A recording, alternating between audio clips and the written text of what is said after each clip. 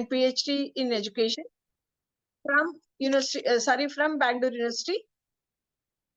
Sorry. Sir started as lecturer in mathematics at Rural College, Kanakapura, and served as lecturer in education at Dr. Ambedkar College of Education, Sri Sarvadna College of Education, Bangalore, and as guest lecturer in Bangalore University, Bangalore. Joined NCERT as lecturer in education at RIE, Ajmer, Rajasthan, and at present he is serving at RIE Mysore. Sir has more than 3 decades of teaching experience and has rich field experience in school education sector, because in RIEs, the teachers will look into extension activities also. So like that, we have an expert who has experience in teaching, extension, and research. He has actively participated in various seminars at state, national, and international seminars and presented papers. Professor Somashekar has authored the following books, that is Educational Psychology and Evaluation, Methods of Teaching Mathematics, and as he has also served as a review committee member, contributed to assessment and evaluation textbook for 2-year B.Ed program published by NCERT in the year 2020. He was also a reviewer for 3rd standard mathematics textbook in both Kannada and English versions of Government of Karnataka.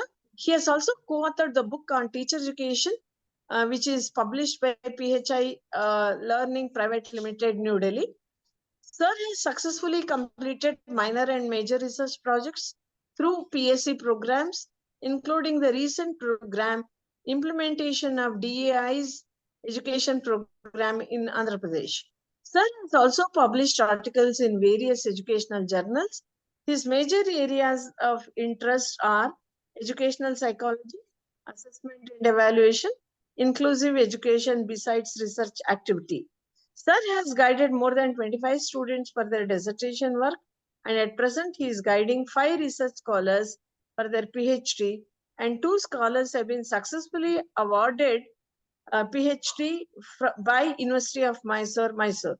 He has also served as member of BOE for Bangalore University, KSOU, Rani Chennamma University, Belagavi, Adichunchanagiri University, Mandya, Bangalore City University, Bangalore, Srinivasa University, Mangalore University, and Chinmaya Vishwa Vidyapith, Ernakulam, which is there in Kerala. He has actively participated in many of the webinars related to education, and he was also worked as a resource person on some of the webinars conducted by various organizations. He has contributed to PM eVidya channel by developing videos related to mathematics of class 4 and class 8. He has also participated in live interaction sessions of Sahyog program and Manodarpan webinar programs of NCERT Delhi, which are available on the YouTube channel of NCERT, on the official YouTube channel of NCERT. He has involved himself in developing national position paper on the theme Emerging Role of Community in Education as a member. He has also served as the NCERT Nodal Officer for Karnataka for monitoring the Karnataka state position papers and state curriculum framework, which is bottom-up approach and paperless activity using technology in the entire process. He also worked as a member of Emerging Role of Community in Education Committee for National Position Paper. So we have such an intellectual with us today, and I am definite all of you will have good learning from Sir's presentation. Sir, Somashekar sir, good afternoon, and the dais is yours, sir. Thank you. Okay. Thank you all. Thank you very much, madam, for introducing me. Sir, sorry, late ಆಯ್ತು ನಮ್ಮಲ್ಲಿ semester end. Okay. Semester ಅದಕ್ಕೆ seminar presentation ಮಾಡ್ತಾ ಇದ್ರು sir. Okay, sir, it's over to you, sir. Yes. Thank you. Thank you very much. Yes. Okay, sir. Now, dear friends, New Education Policy 2020, now it is almost more than 3 years old. And I believe that all of us have read that document, and we are trying to understand the quite essence of that particular policy and the following program of action that is being carried out by the various government agencies in visualizing the NEP 2020 aspirations. So it is in that perspective, as in the state of Karnataka being the pioneer state in implementing NEP 2020 in higher education sector. So we have the field experience of its implementation in the ground reality. Now, in the days to come, the NEP 2020 is going to be implemented at the school level. So we can anticipate what all the expected changes that we are likely to encounter. And as a teacher educators, so it is our moral responsibility also, how do we prepare ourselves for the upcoming challenges and how do we address that and what all the modifications and adaptations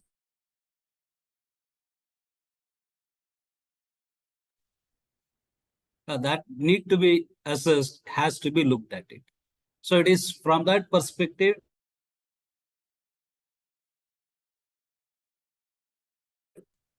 Am I audible to you? Yes, sir. Yes, sir. Yes, sir, you are audible, sir. No problem. Okay. So I'm going to share my presentation.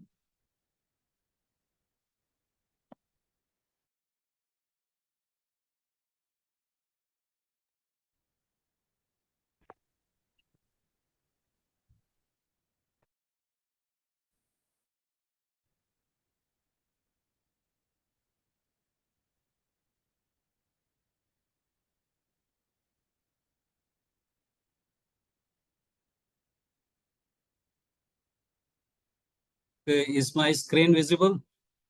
Yes, sir. Yes, sir. Okay. So now I have looked into this particular area, pedagogical approaches, what the policy is talking about, and at current what we are practicing in our various subject pedagogies, and what changes we need to bring into those practices that we have already has. So as a prelude to that, so let us revise and reflect on what exactly is the vision and mission of NEP 2020. So according to the National Education Policy 2020 Committee Chairman, Professor Kasturi Rangan and his committee members, they consider these are the 5 important foundational pillars of new education policy. So they are accessibility to the school. So that is accessibility not only at the school education, even it is talks about the higher education. Okay, so as we know that at higher education, the enrollment ratio is only in the range of 10 to 15%.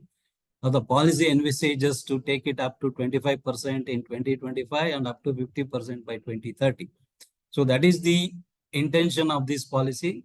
So making that education is affordable and it is accessible by all sectors of the people in the community. So that is what the accessibility component is talking about, and including making the inclusive education and children with all kinds of needs also to be accessed. They should have access to the school. So that is the main focus of that accessibility.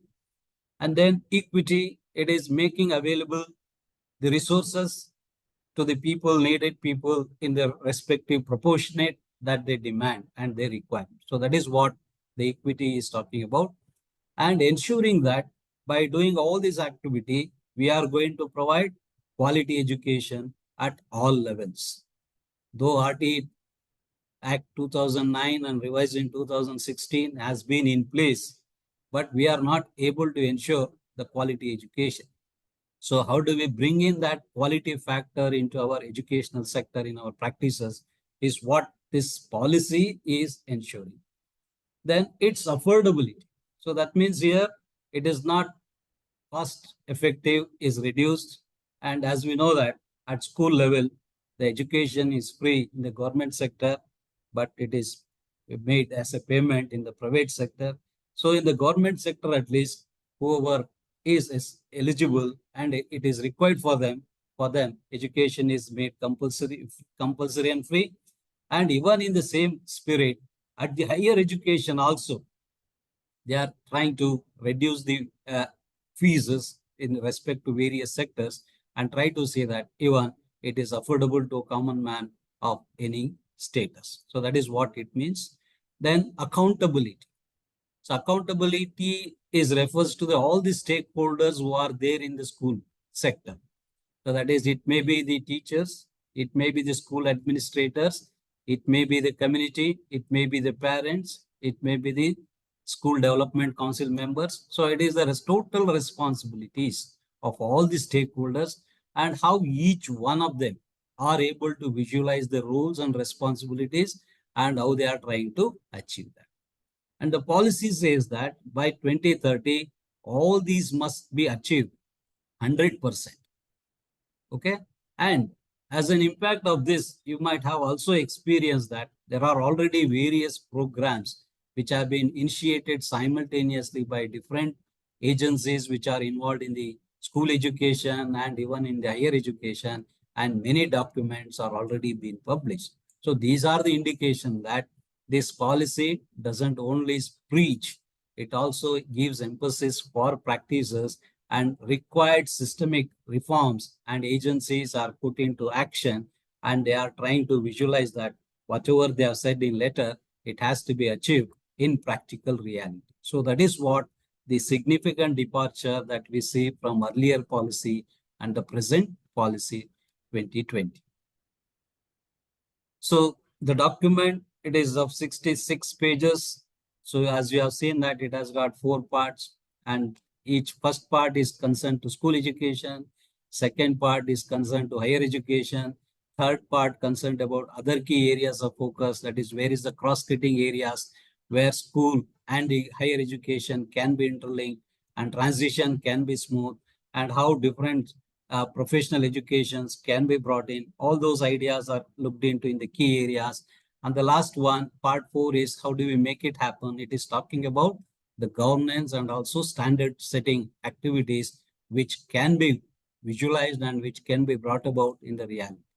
So this is what the NAP 2020 is talking about in its 4 parts in 66 pages document.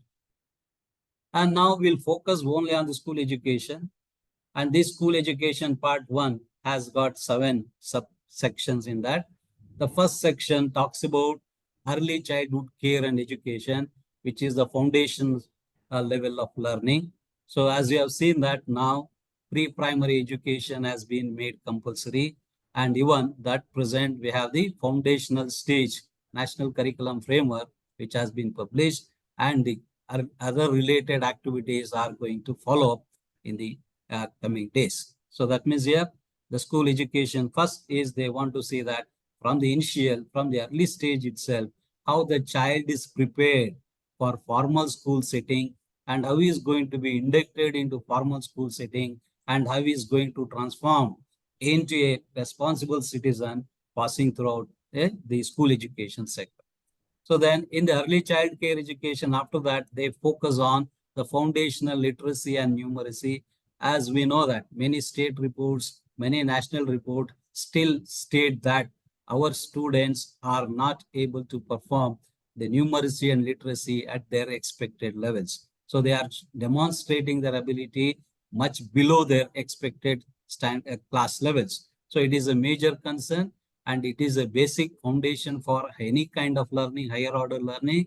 If these are not done, literacy is not done, language development will not happen. If language is not developed, communication skill will not come. So it relates to all other allied areas. Similarly, numeracy, though the child is not able to learn the number which is in symbolic form, and it is related to learning of higher order numeracy, means he has to learn mathematics. So they are emphasizing that languages and mathematics has to be given much importance even from the foundational level itself. So how they are taking care of those aspects, encouraging them to go on learning in the right spirit is what the second chapter is talking about. Then access and retention of child at all levels. So we know that many children are not able to access to school because of the hard terrains, or they are in the far off areas, or in the forest areas where the schools are may not be there. So in such cases, how do we make the schools near to them? How do you create that ambience for such kind of children? And if children are coming to the schools, then how do we sustain them and retain them till their schooling age, up to the age of 18 years? How do we retain them? So we have seen that there are varieties of dropouts of children in the every stages and classes. And we have also seen that out of school children is a biggest issue in the school education. It tells that so children are dropping out, are not coming to school, means the school has not created a joyful ambience and liking for the learners to come to school every day regularly. So there is a depth of creating those kinds of environment in our situation. So that is what it is trying to address there. And then fourth one, it talks about the curricular changes and pedagogical changes that is expected in the school. And the fifth one, it talks about the teachers. There it talks about the teachers' professional qualifications and the competencies that they need to possess, and what should be their competencies to be a teacher in the 21st century. As you know that by 2030, all teachers must be through integrated teacher education program itself, that is 4-year degree program itself, and those who are qualified from those streams of education only be recruited for being teachers from 2030. So that is what the policy is insisting. So hence we need to look at what is our teacher preparation programs at right now, and what we need to do, how we move ahead with the changes that is anticipated in the ITEP program.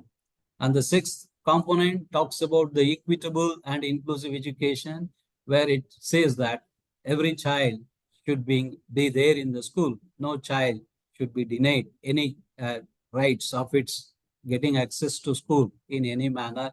So it is talking about how do we make our school environment inclusive, our curriculum inclusive, our teaching learning practices inclusive, our assessment practices as inclusive. So this gives a ample opportunity for us to look for the modifications and changes that we can bring about at our own level in our own ways. So that is what this sixth one is talking about, that every child has equal equity and everybody should be included in whatever actions that we take in the school, including both curricular and co-curricular activities. So that is what the sixth chapter is focusing on in school education. The seventh one, it talks about convergence through school complexes and clusters. So the policy is talking about creating a school complex. In Karnataka context, the school complexes were already tried out in 90s itself. And later on, they could not perform as expected, and they have gone back. So here the policy also now stressing about strengthening the school through the school complexes, where the school complex, the higher context is considered here. A high school is considered as a leader in that, and the surrounding schools, higher primary or lower primary, will be the part of the school complex, where human resources, the physical resources, and the exchange of students from one school to another schools for particular durations can also happen. So it is in that way, having a mutual cooperation within a limited region itself will strengthen the school system and the schooling process. So it is in that way, SEZs are proposed, school educational zones are proposed in the policy, and clusters are likely to be emerging up, and even school complexes are going to be created. And under that, there must be varieties of academic activities that needs to strengthen the lower level schools also. So it is in that way convergence is talked about. Now, standard setting and accreditation for school education is that, so where the standard setting gives much scope for improving the quality of education at each school. So they are emphasizing that each school should set their own target, own standards, or own benchmarks. And every year, they must strive to raise the bar of those standards that they have created for themselves itself. So that is what the standard setting they mean by. So it is not comparing one school with another school. It is self-improvement. Their continuous strive to improve the standards is what the standard setting is talking about. And similarly, it also talks about to bringing quality into the entire schooling system by through accreditation system. So in the higher education system, so we know that accreditation is done through NAC, the National Accreditation and Assessment Council. So that council was the authority to give accreditation to each higher education institutions. The similar kind of accreditation agency is also visualized to be set up. Through that agency, each and every school is going to be assessed and they'll be given accredited with appropriate grades, whatever is stipulated in their guidelines. So it is in that way. So through these mechanisms, putting in the balancing and check at the every point and the actions, the policy visualizes that at every stage, every level of the education, if the quality is emphasized, then the entire schooling system we can ensure that quality education can be provided. So it is in these processes the policy is talking about it. Now, I'll focus only on the curriculum and pedagogical reforms that the policy is talking about, because we are only now talking about the pedagogy and its approach. So that is being visualized in NEP 2020. So in that, as a prelude, so the curriculum and pedagogical reforms that the policy has suggested is, so it suggests that all learners should be having the holistic development. Okay? Holistic development of learners is what the policy is talking about. So holistic refers to, as we were earlier in the NEP 1986, we are talking about all-round development of the child. So the all-round development, we were looking into the cognitive, affective, psychomotor domain. So now the same thing we are visualizing as a holistic development, taking care of all the three domains, taking care of your curricular and co-curricular and co-scholastic areas also that must be looked into. So that is in that sphere, if you create environment, the child will develop in all spheres. So that is what it is talking about. And it says that not only give emphasis on holistic development, we should also emphasize that every learner is provided its 21st century skills.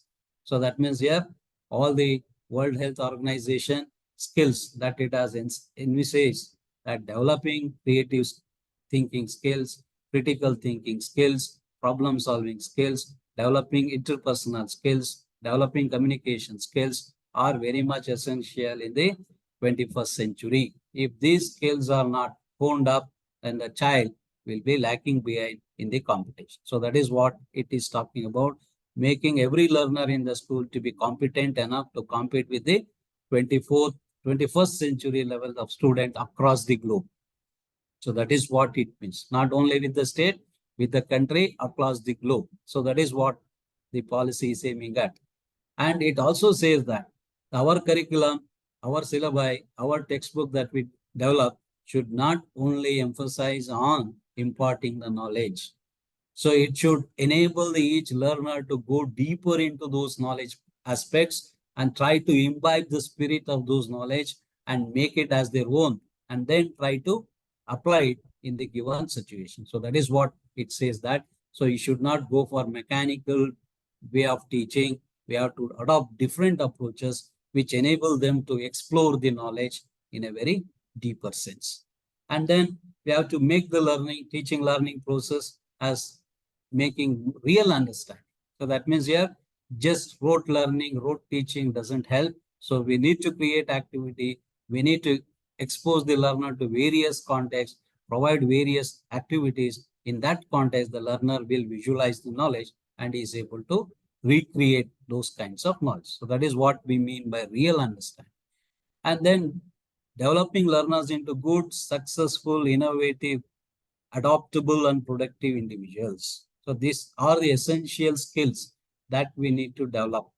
We need to develop a successful learners in their own areas, and which with that knowledge, they can become innovative They can think independently and create their own approaches and ideas with the knowledge that they possess and try to make it as a more constructivist and productive activity. So that all these things we should able to put them into adaptable and productive individuals. So that means here, so that we are preparing our citizens for the globe also. So the policy talks about preparing them for global citizenship. So in that context, they are envisaged that they will go across the different countries for pursuing their higher education or the jobs. In that context also, they should be able to make themselves adaptable to the existing situations in those conditions and make them more useful and meaningful. So that is what it talks about. Accordingly, it doesn't only talk about the curriculum, it has also talked about the structural reform in the school system. So you are already aware of that. Now we are moving towards 5+3+3+4 pattern of school education, and all schools in the states are also should fall in line with that. So as a consequence of that, in Karnataka context, class 8 has to come to the higher primary level schools, and PU colleges 11th and 12th has to merge with the high school. And this process has already started in Karnataka, wherever the situation is suitable for them. And in the near days to come, this pattern is going to be common. So that which has been followed in Kendriya Vidyalaya schools or Navodaya Vidyalaya pattern, it is in the state also. It also expected that we need to go through the same pattern.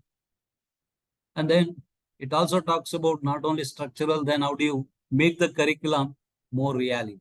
So it says that we have to reduce the curriculum content. So curriculum content needs to be reduced. So that means not in terms of the number of pages, number of content materials that you have pushed in, but it says that whatever you give must be the core essential knowledge. And through that, it should enhance their essential learning and critical thinking abilities. So this kind of content to be included. And when you are transacting all those kinds of knowledge in the classroom, it emphasizes that you should adopt experiential learning as one of the pedagogical approach of dealing with that kind of knowledge. And then we have to empower every student through flexibility in the course. So that means your course need not be rigid, need not be static. It can be dynamic, and it can have varieties of other elements also in the courses with choices. So because the policy talks about multiple entry, multiple exist, and also courses having multiple choices. Okay, so it is not only one. A science student can opt for arts and commerce courses. Similarly, commerce students can opt for science courses or mathematical courses. So like this, there is a blend of varieties of subject that needs to be provided as a choice for learner to choose and learn on their own. And then it also talks about multilingualism as to be treated as one of the resources for learning. So that means here, not only one medium of instruction is not necessary. It can be multiple languages can be adopted, and whichever language the student feels comfortable, that can be adopted as medium of instruction, and he can express his ideas. So therefore, if learners of different language background are there in the classroom, the teachers can make use of them as the resources as a multilingualism in the classroom. Then it also talks about not teaching the subject in isolation. So you have to integrate whatever subject you are teaching with all other allied subjects and its related skills and their capacities. So it means that knowledge does not exist in isolation. It has to look into other kinds of knowledge also. When all other kinds of knowledge are put together, so the child gets a holistic idea about that complete knowledge. So that is what it is talking about. So in the 21st century, the curriculum now is talking about providing the courses in these kinds of areas like artificial intelligence, design thinking, holistic health development, organic living, environmental education, etc. So these are the futuristic courses that needs to be brought into the school education sector. So because technology is moving ahead, science and technology is moving in a rapid space, and those impact happening in those fields has to be brought into the the school sector. And therefore, to facilitate all those kinds of digital and technological ideas, so these kinds of courses are essential. And the future is going to be based on these kinds of technological oriented courses only. And for enhancing all these kinds of things, it's the policy says that learning of mathematics and computational thinking is a must. Okay, so that means here the policy visualizes the essence of mathematics, and through learning of mathematics, developing of computational thinking is also possible. So it is in that it has to be carried out. And it also says that the coding activities, so that is coding and decoding activity as a part of your artificial intelligence or your machine learning, anything, even computer learning, all these things is necessary. So this can be introduced at the middle stage level itself. That is for class 6th, 7th, and 8th. These courses can be thought of and can be introduced. So that is what the emphasis is on, using advanced technology into our educational scenario. Next, it talks about curriculum framework. So how this needs to be brought into the reality means it says that it has to be visualized in terms of bringing about the curriculum framework. This policy talks about 4 curriculum framework, okay, for different levels. So one is at the foundational stage, second one is at the secondary school education stage, and the third one is for the adult education, and the fourth one is for the teacher education. So it is in that way the policy has insisted that the agency should come out with the 4 curriculum framework. Till date, we have come out with the 2 curriculum framework. The National Curriculum Framework for Foundational Stage has been published by NCERT in 2022, and the National Curriculum Framework for School Education has been published in 2023, and it is in the public domain. You can access them, you read them, and try to visualize how the curriculum changes are envisaged. And based on those changes, you can visualize what could be the syllabi for different stages and what would be the textbooks for different stages and levels can be looked into. So there will be drastic change based on the curriculum framework of school education, and on the foundational stage, the courses structure and scenario will change drastically. And we are expecting the adult education and teacher education curriculum framework during this year itself. So it is based on those aspirations that we look at the framework, we have the clarity that how policy has been translated into actual working conditions. Okay, so it is in that perspective we need to look at that the policy followed by curriculum, followed by its syllabi, and followed by its textbooks. And then the way in which it has to be transacted will come into picture. Next, accordingly, it talks about creating a national textbook agency, and even it insisted that though it is having a national outlook, but it can have the local context and the local content in all kinds of textbooks for all classes. So as at present, we have 20% flexibility to make changes at the state level, incorporating the local context into that. So similarly, the same features are also going to be looked into by National Textbooks Committee or authority with the local content. And it also talks about transforming assessment for student development.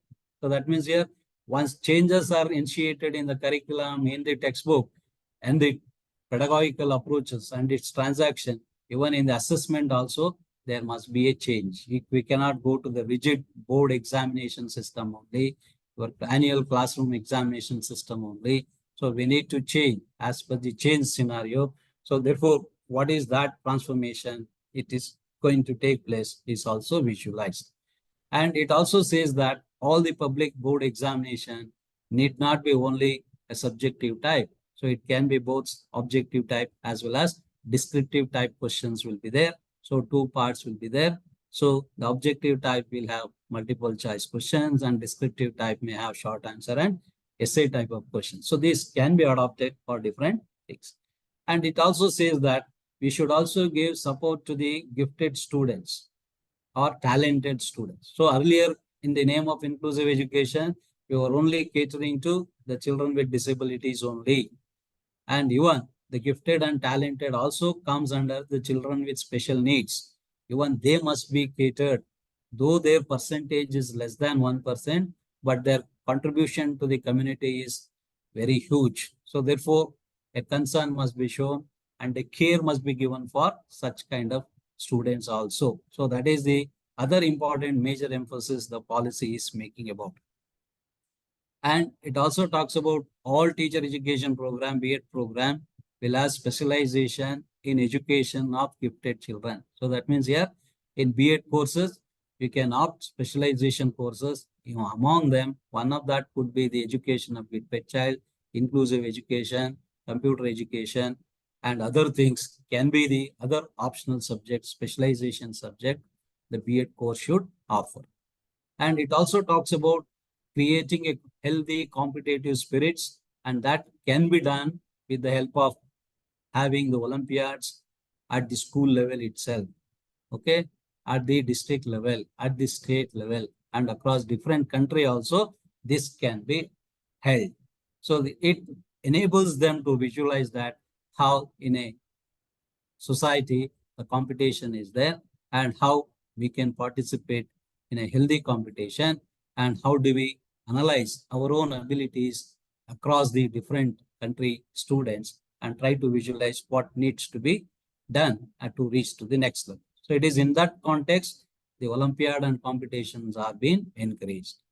And even the policy also says that as the country is moving towards 21st century with all technologies in place, so every school must move towards becoming, having every classroom with a smart classroom facilities. So that means here, every school must be technologically equipped.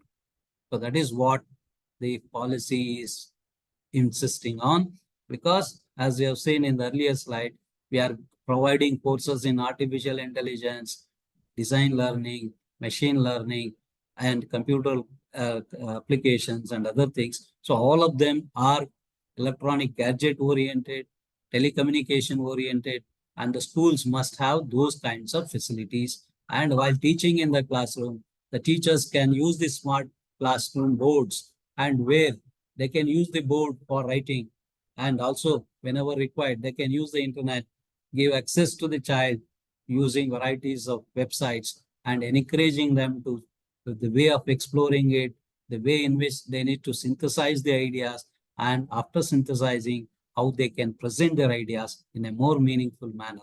So all these things requires technological assistance and equipments, and the schools must equip them in a phased manner.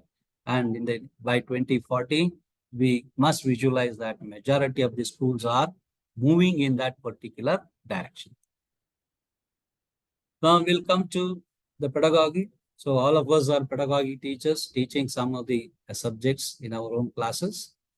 So pedagogy, as we are saying, it is a theory or a method, or it could be philosophy of a teaching. So it talks about the philosophical view of a teacher, what teacher has possessed that ideas and how he is going to implement it in his actions. So that is what it means, the pedagogy. Okay. So it is a combination of all of them. So it can be a philosophical based one, or it can be a theoretical based one, or it can be the methodological approaches on which we are going to use that. So it is a combination of all the three is what is called as a pedagogy. And it is a science and art of education and learning theory. So that means here, it is not only talking about one aspect of the knowledge, it's talking about both the aspects, science aspect of that, of education, and also the art aspect of education. And here, since we are providing knowledge and the learner has to learn, so both the knowledge and learning process has to be understood very essentially. So when we are trying to understand them, I should have a scientific approach, scientific mindedness while understanding those processes. So when I am going to deliver them in the classroom, I must able to enact them. I must able to transact them. So therefore, I need to have the art aspect of this particular kind of learning. So therefore, pedagogy is both science as well as art. So it is in that perspective, the pedagogy has to be visualized. Now, these are the pedagogical cycle that we all know about it.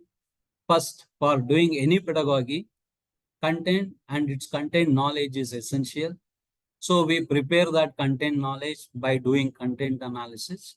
By doing those kinds of analysis, the teachers prepares unit plans and lesson plan. And after preparing those plans, he tries to execute that in the classroom. When he is trying to execute those lessons through that planning, he is trying to understand how the principles of learning is working in the classroom and how learners are perceiving it. So that means here, while teaching, I cannot teach only from the content perspective. I should also look into the learner perspective and his ability to understand the content knowledge that is being delivered. So what kind of learning processes are there? What kind of learning theories are there, and which theories and which approaches a teacher is depending on, and how learner is making use of that also to be looked into. And then when you are trying to do all these things activity, you are trying to empower the child's creation of cognitive and psychological based abilities. So that means here the teaching is not only to listen, only to remember, but it is only to internalize and also develop that the competencies and necessary skills involved in those factors. And finally, I need to assess them. So I need to know what are the kinds of assessment I can do.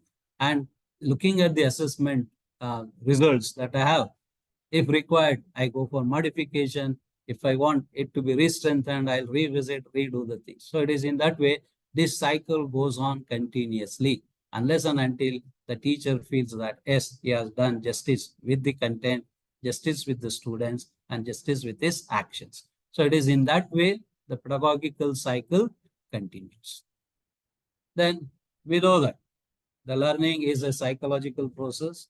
It is a neuromuscular activity. It happens in a brain, and therefore the learning has to be understood very clearly. And we need to understand what are the various approaches that are available for learning, and which are the theories of learning that we have exposed to, and how these theories and approaches are to be blended. So that is what, as a teacher, we need to look at them very precisely. So we know that we have behavioristic approach of pedagogy, where we only try to strengthen or modify the child's behavior or child's action only by strengthening the stimulus response bond, okay, or including the reinforcement into that process. So we try to use the behavioristic approach. So where our emphasis is only the establishing the linkages from previously learned knowledge to the new knowledge and strengthening the new knowledge by making interconnection. So that is what behavioristic approach talks about. The cognitive approach, as you know that Jerome Bruner talks about how learning happens if you break down the entire knowledge into its meaningful parts. And when the mental schema is formed, the learning process becomes very, very easy. So that means here, making the knowledge into a small part, so making them into a concepts, basic ideas of concepts, and linking those concepts to build a huge body of knowledge. So that is what cognitive approach is talking about. How do we do that? And the latest one, and the policy 2020 also focuses and emphasizes that we have to go for constructivist approach, which is the extension of cognitive approaches, where the Vygotsky is the pioneer who propagated these kinds of approaches of teaching and learning. So where he says that every learner has the ability to create their own knowledge and able to apply it in their own ways. So it is in that perspective. So we are looking into the social and cognitive context of social constructivist approach. And therefore, it says that we are empowering every learner to create their own knowledge. So that is creation of knowledge is done. So to empower them, the policy, the constructive philosophy says that teacher has to adopt the facilitator role. So when he has to adopt facilitator role, means he has to master the content knowledge, he has to master the pedagogical knowledge, he should also master the ways in which the learning experiences are to be created and the ways in which the experiences has to be assessed. So that means teacher has to be resourceful in many areas. Only then he can enact the role of facilitator very effectively. So in the process of facilitating, we are hand-holding the learners, which they call it as scaffolding activity. And to provide the scaffolding activity, you should understand the learner in depth. So where the constructivist approach talks about zone of proximal development. So that is the teacher must understand each learner in depth in terms of their strength, in terms of their weaknesses, and wherever the weaknesses are there, teachers should step in as a facilitator, handhold that particular learner with required strategies and technique and empower him to go to the next level. So it is in that way the constructivist philosophy of facilitator followed by scaffolding and with the knowing about ZPD of the learner is essential. So if the teacher is aware of all these factors related with facilitating activity, only then they'll be very effective in using constructivist approach. So it is what the policy is talking about. And ultimately the policy says that every learner should be empowered to become self-learner for a period of time. So they must learn on their own. And when they are trying to learn on their own, they must also be able to assess themselves. So how do we empower them in those kinds of actions and activities, what we are supposed to look at in terms of constructivist and the constructivist approach of teaching, learning, and adopting the facilitating role. And next is the connectionist approach. So where we are trying to enable the learner to create knowledge. So in all those kinds of creation of new knowledge, the learner is able to look into the different areas of different branches of knowledge, including the technological knowledge, and he can blend them, embed them, and with that ideas, he can come out with a new product. So that is what connectionist approach means. So here we are taking the ideas from various fields and trying to connect them in a very meaningful manner to get a concrete product into that. So that is what the connectionist approach is talking about. And it is the role of pedagogical process in teaching learning. So these are the things that we have known that already. First one is you have to understand the knowledge and its categories. As we know that knowledge can be categorized into 4 factors: factual knowledge, conceptual knowledge, procedural knowledge, and metacognitive knowledge. So it goes in a hierarchical knowledge. The facts are the real knowledge which can be verified. Conceptual knowledge are group of ideas which has a definite uniqueness and its own characteristics. Procedures are it is systematic way of developing a larger ideas, and metacognitive is reflecting and re-looking back and trying to say what I have done is correct or not. It is in that way I need to understand the knowledge. Then I need to understand my content knowledge. It is a subject knowledge. I need to understand my pedagogical content knowledge, what subject I am teaching and what pedagogical method I have to look at it. And then technological, pedagogical content knowledge. So I need to blend. So therefore, I need to have TPAC. So that is technological, pedagogical content knowledge. So I need to, so that means to say that the kind of knowledge that we had in the beginning and the ever changing scenarios help us to and makes us to go for exploring all these kinds of knowledge and blend them and make them a reality in your classroom practices. So we know that domains of learning, there are 3 domains: cognitive, affective, psychomotor. They are interwoven and each of them has their own role to play. And within that, each of them have a sub varieties of different objective levels, which are hierarchical in their own aspects. And we need to cater to all the 3 domains equally. So that is what this pedagogical approach talks about. Now we are using the revised Bloom taxonomy, and each taxonomy, as you are already aware of, so there is a change in the earlier to new one by interchanging the words here and by replacing our synthesis with evaluations and other things. So it goes in this way: remembering, understanding, apply, analyze, evaluate, and create. So these are the new terminology that we are using. and it has the same pyramidal approach, and making the learner to go to the creative level is what should be the purpose of our teaching learning process. Then before teaching, what all the consideration I have to do, look into? What all the factors a teacher has to look at? The first one, he has to consider the learning theories. Which are those learning theories? Starting with your Thorndike theory, then going into the Bandura's social learning theories. So what is that changes that we are able to see can also be looked into.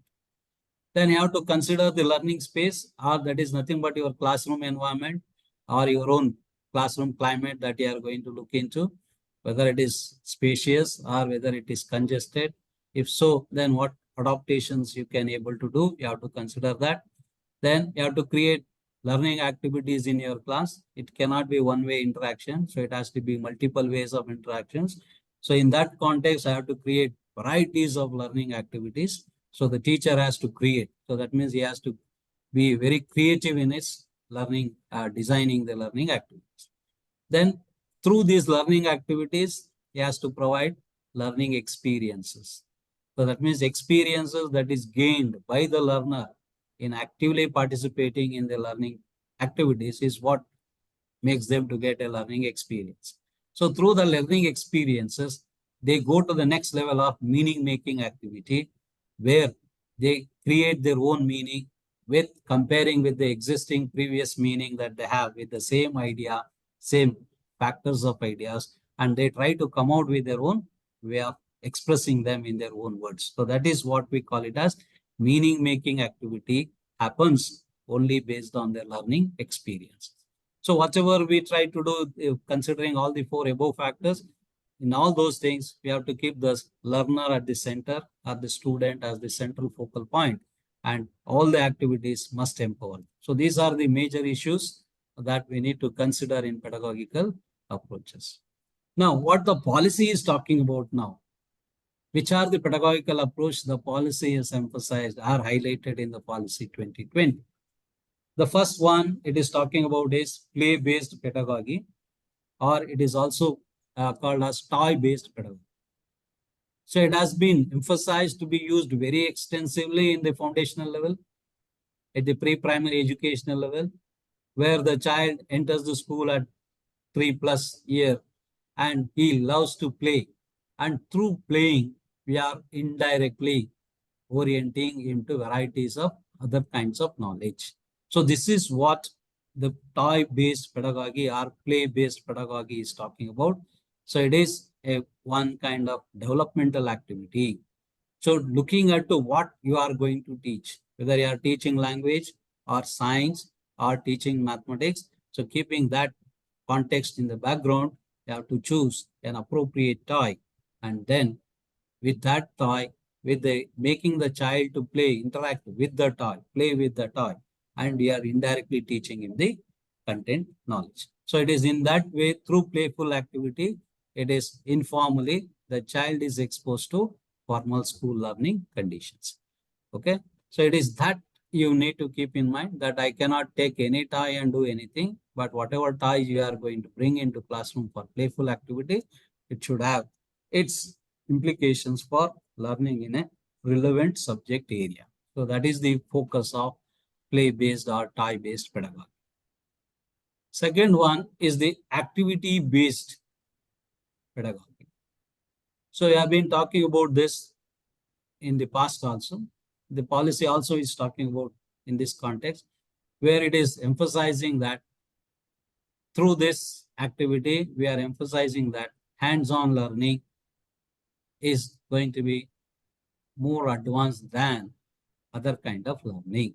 So because child is totally involved with the activity and he uses his own sense organs into the learning activity, and through that he is going to process the entire learning activity, he is going to do the exploration, he may do the discovery, he may construct the knowledge also. So therefore, whenever you are trying to create any learning activities, so ensure that these activities are more of interaction oriented and make the learner to be involved very actively. So it is in that context, activity-based pedagogy is highlighted. Next is inquiry-based pedagogy. It is widely used in science pedagogies. Okay, even we may talk about critical inquiry-based approach, where inquiry is nothing but probing the child. If he is very curious, he wants to know something more about that. So he goes on asking questions and goes on exploring them. And if he finds there is a problem situation, so he tries to explore them to solve. So therefore, inquiry-based encourages the learner to explore the ideas in multiple ways. And it is better than those kinds. And through this, we can develop their questioning abilities. We can enhance their analytical abilities, and we can also enhance their synthetic abilities and enable them to communicate in a more meaningful manner. So therefore, so these inquiry-based all are going to be the real life context, real world situations, problems are being exposed. In that context, the learner is going to learn. So ultimately, that kind of learning becomes the authentic learning. So it is that you need to look at from your inquiry-based pedagogy. Next is discovery-based. Even this is also used in science and mathematics. So where we make the learner to become a discoverer and have the aptitude and attitude of becoming a discoverer and try to know the factors that has to be involved when we try to discover many things. So it is in that context. So we are trying to develop the discovery nature and the heuristic spirit among the learners. So it is in that context the discovery-based pedagogy is also emphasized. So in our context now, including technology into our pedagogical practices gives much scope for the child to explore many things, and through that exploration, he may also discover new ideas. So that is what it is talking about. And the other pedagogy it is mainly emphasizing is the experiential learning pedagogy. Okay, so where the experience is nothing but is based on the philosophy of learning by doing, where the child learns by doing it. So that means it does it, verifies the knowledge, and believes in the knowledge. So once the believeness comes into the picture, then the knowledge becomes complete. So that happens when all the five sense organs are involved in the learning activity. So learning by doing emphasizes using more than one sense organ into the learning activity. So therefore, this experiential learning is the real lived experiences. It is not the virtual experiences. Okay, I am talking, you are listening, it is a virtual experience. If I am interacting directly physically with you, then it becomes a direct experience. So it is in that kind, it has a different impact. The experiential learning talks about making all learning activities to become more active, more interactive, and make the child to live those kinds of experiences. And from those experiences, he can reflect on what was good, what was bad, and how he can overcome the badness and how he can strengthen the goodness of those kinds of experiences. So it is in that context, the experiential learning pedagogy is emphasized in the new education policy. It also talks about art integrated pedagogy. Okay, we were earlier considering art as a co-curricular activity. Now the policy says that no, art can be integrated to teach the even curricular areas also. So your art is a very broader term. You have to look into the different forms of arts. So it need not be only performing art of dance, drama, and theater activity. Even it could be a visual art where we can draw the drawings, paintings, canvas painting, all these things also another form of art that we are going to use. So while we are teaching in the classroom, we use drawing. We do differentiate the different parts of the drawings by different colors. Okay, so therefore, we can think of what kind of art forms is used in a different subject and how do I interlink both of them. So it is this art integration is talking about integrating the art form in its own essence with the subject knowledge that you are going to deliver in your class. So both the ideas are to be integrated or embedded, and tried to be given in a holistic perspective. So it is in that way, it is talking about art integrated. And it also says that through art integration education, we can also visualize imbibing Indian ethos through integration of Indian art and culture. Like in Karnataka context, if you say Pipli art is one, clay art is one, okay, Channapatna tie making is another art and culture. So like this, we can bring in the Indian richness that is available into our classroom practices so that even our heritage is also preserved and transmitted to next generation. So it is in that context, teachers should be very imaginative and think about what kinds of arts, what kind of animations, what kinds of visuals, what kind of audio text can be brought into your classroom context and make the classroom more interactive and more vivid. So that is what we mean by art integrated pedagogy. For example, in mathematics, in geometry, we go for construction of geometrical patterns, including triangle, circle, quadrilaterals. We do constructions. So while doing construction, we use instruments. So selection of an appropriate instrument, selection of a measuring scale, and drawing them in a very fine form is one kind of art. The same thing when an artist tries to draw a canvas. So the canvas size is a rectangle or a square, and whatever the lines he is going to draw, so the stress he is going to do also involves the mathematical knowledge of lines, curved lines, straight lines, and other kinds of lines. So the artist also learns mathematics, the maths teacher or math students can also know about the art factor related to those kinds of drawings. So it is this perspective has to be looked into when we are trying to teach, bring in art into our pedagogical subject teaching. Next is sports or health and physical education integrated pedagogy. So the policy is emphasizing on that. You can also integrate this. So you may have question, how do I integrate this? How do I make my students to visualize that how physical education is using mathematics, or using science, or using social science, or any other kinds of science, how the sports is also using that. So you need to highlight those issues and how the sports and games activity can be brought into your classroom teaching examples. Can be looked into. For example, students standing in a rows in assembly in an order. I can put that as an example for a matrix in a mathematical context, where I can say there are rows and columns, and each individual can be identified in a particular labeling of a row and a column. The element of a matrix is found.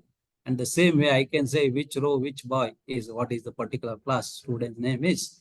So how I can try to integrate that? How I can say that? Though assembly is enabling them to maintain some discipline, follow the general instructions, and say the general announcement that has to be done is being done in the assembly section, serves multiple purposes, but I can also use that same example for my teaching perspective also. The teacher has to look from different dimension and try to see what all the things are happening there. So when I take them to any field, for example, if I take them to kabaddi court or volleyball court or your throw ball court or any other court, all of them are geometrical shape. So I can talk about the area, I can talk about the perimeter, and I can also talk about the science of playing them. So when I want to hit a volleyball, so what is the amount of force I have to apply and what point? And what is the trajectory of the ball traveling? And what is the force one has to apply? And what is the Newton third law is going to be played there? And how this kinesthetic, artistic skills are to be used. All these factors has to be looked at. And you can visualize that how sports area also uses technology, uses the science information, and how do they become coaches and mentors in their own areas.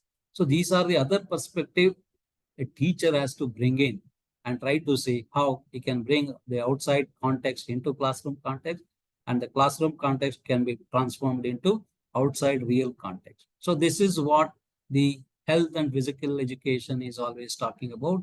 And even this is insisted because to emphasize that physical health, fitness is very much essential. If your physical fitness is not there, your mental fitness cannot exist. So it is a sound mind in a sound body is what is that is essential for a good nation.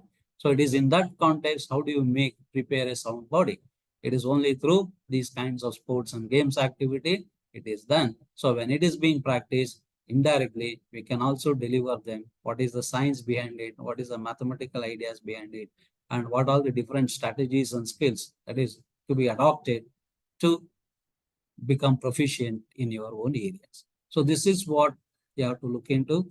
And the government of India has fitness program, even that is also interlinked with that.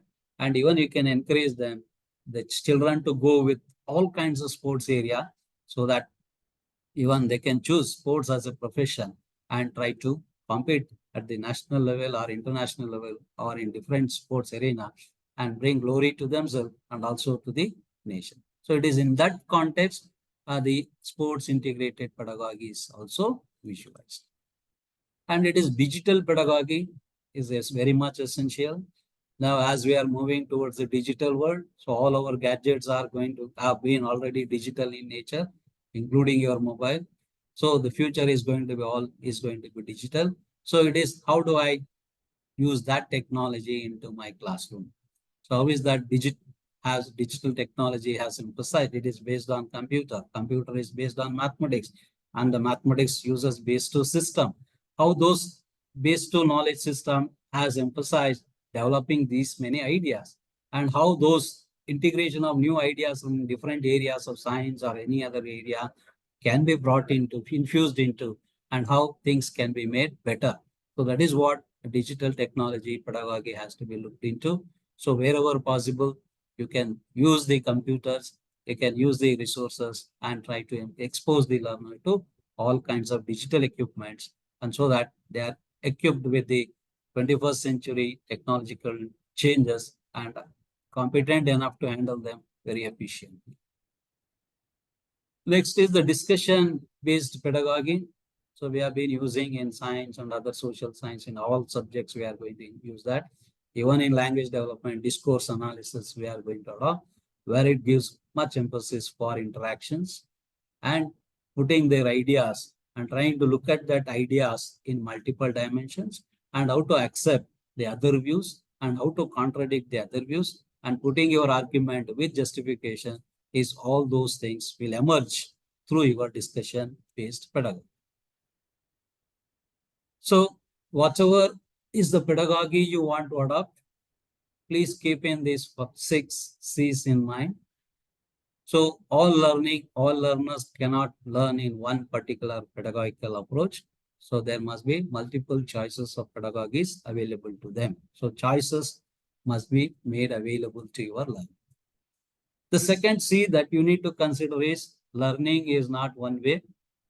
It is a collaborative activity. So there must be collaboration between the learner and the teacher, collaboration between the learner and the content knowledge, the learner and the learning experiences. So in all activities, all spheres, you need to blend in the element of collaboration, involve them to the extent possible so that they become actively involved and they will learn it very efficiently. And the next thing that you have to emphasize is the communication. That is, you should have a good communication skill and also empower your learners to express their ideas very fluently using their own communication abilities. So the communication skill is very, very essential. Another C is that you have to focus is you have to develop critical thinking among the learners. Okay, now we know that inductive thinking is there, deductive is there, creative thinking is there. Now critical thinking is that kind of a thinking before making a final judgment. It is a moment on which the learner reflects back and sees the procedures that he has followed and ensuring that it is 100% accurate, only then making a final decision. So that is what is called as critical thinking. That is not jumping to the conclusion in haste. Ensuring that every step, every procedure is followed very judiciously and the solution is authentic.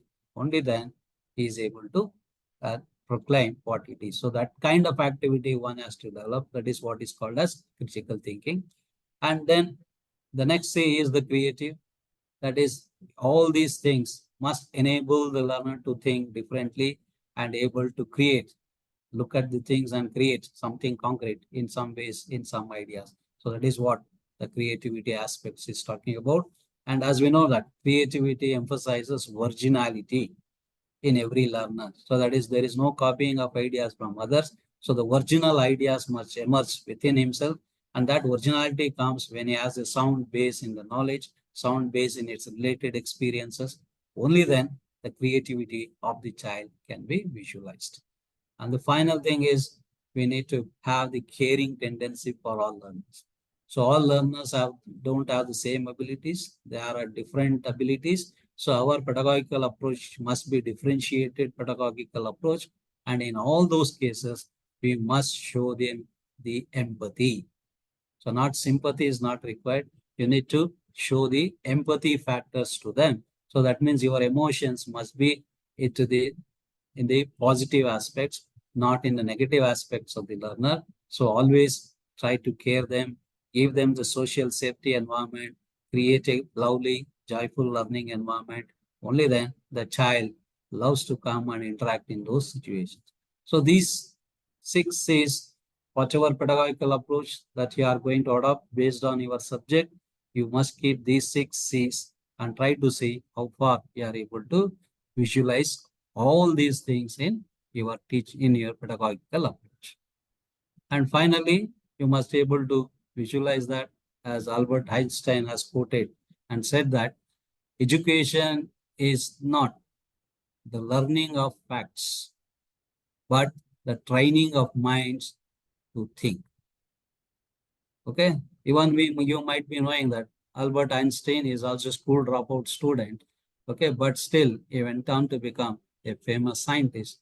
So that means here education doesn't happen only in the school system, in a formal school system. It can happen in any ways, even outside the school system also. But only the fact is that when it comes to formal schooling system, they are only training their mind to think. Okay, so it is making every child to think independently in a given context and visualizing the context and coming out with their own understanding and solution is what should be the motto of your education. Okay, so that is what we need to look at it, not just covering the syllabus, not saying that I have completed my syllabus, conducted the test, and I have submitted the marks. There ends my task. That is not the purpose of education.